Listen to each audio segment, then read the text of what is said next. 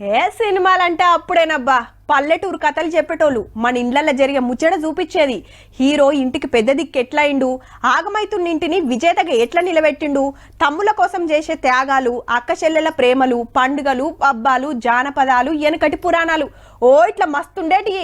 ఇప్పుడేముంది పాటలు ఫైట్లు తప్ప కథే ఉండదని ఎడ్డిస్తుంటారు కొందరు. అయితే hero was around 40 years back. He is someone who safeguards the forest, and now the hero is someone who cuts away the forest and who is a smuggler. సంజైందా సారేమన్నాడో? అప్పట్లా అడవులు కాపాడటానికి హీరోలు ఫైటింగ్ చేస్తే ఇప్పుడు అవే అడవులు పోతం పెట్టే సినిమాలు తీస్తురట.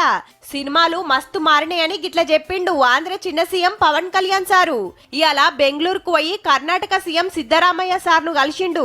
మీ వాళ్ళొచ్చి మా అడవులు నరకకుండా చూడాలని. కొందరు స్మగ్లర్లు కూలీలను దోలుకొచ్చి ఎర్రచందనం చెట్లు కొట్టుకోబోతురట.